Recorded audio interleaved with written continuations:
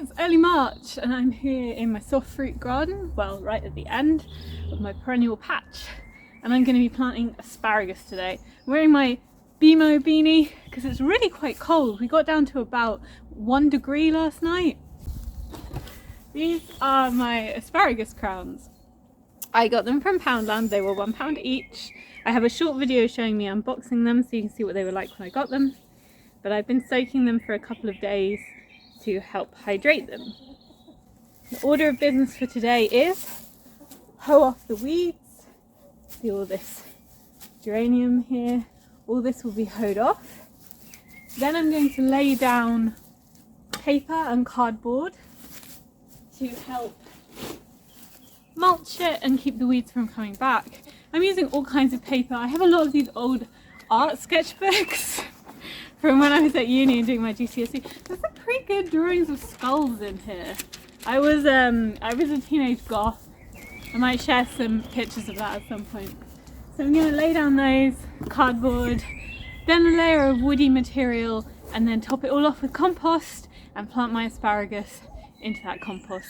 And hopefully the ladies are going to behave while I do all this and stay in their zone while I stay in mine, so we don't get in the way of each other's important work.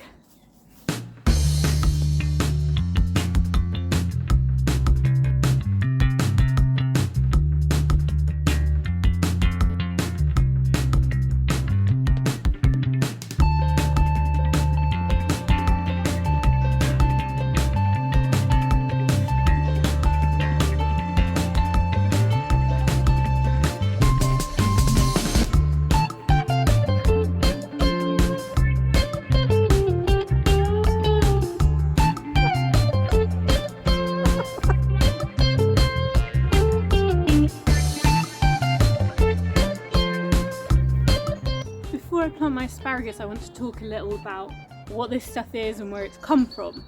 So our compost heaps have run out now. I don't have any homemade compost anymore. I've got some sacks of compost that I bought in autumn last year, which I'm keeping just for seeds and seedlings. This stuff here has come from the space. I've shown it on some of my vlogs. It was on Lay of the Land too.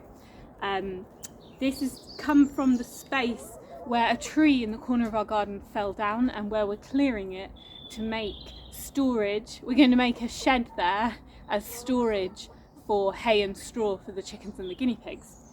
And I want to talk a bit about that because I think that is fundamentally a part of permaculture. You'll have to excuse me one moment because Willow is destroying my hugelkultur beds. Just one moment. Get off that!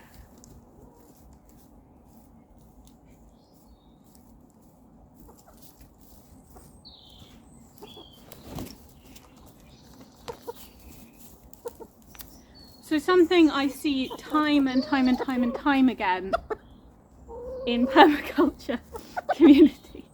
She doesn't like being... Willow is an anarchist like me. She doesn't like being restricted. Are you going to behave yourself and go over there rather than to my hugelkulturs? Okay. Okay. Oftentimes in permaculture communities, people talk about doing projects which involve a huge input.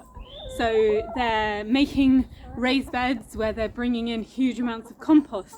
I went to a talk where one woman who's very well respected in permaculture communities talked about bringing in 20 tons of cow manure every year for her vegetable garden.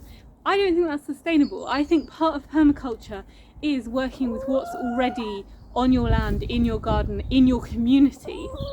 And so to be getting this stuff which is really good rotted woody material, to be able to get that from within our own garden, it's not cost us anything, it's cost nothing in terms of like transportation, its carbon footprint is like nothing. It's just taken me an hour or so with a wheelbarrow. That to me is what permaculture is about, and that is the principles I'm trying to do in this garden. So I just wanted to talk a bit about that because I think it's really important. And I'm really glad I can get this stuff for free in our garden. We're very lucky to have a big enough garden to have it full of resources.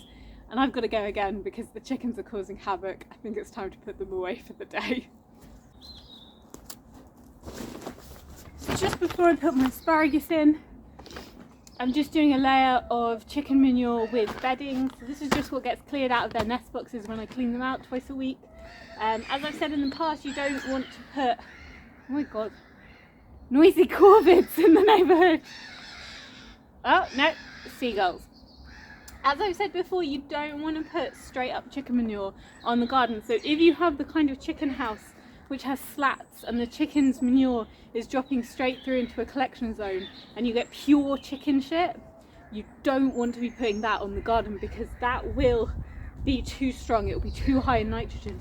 But when you have it mixed in with bedding like this, it's fine because the high carbon in the straw or in the sawdust or in the wood chip or whatever you're using will balance out that nitrogen and make sure that it's not going to harm your plants.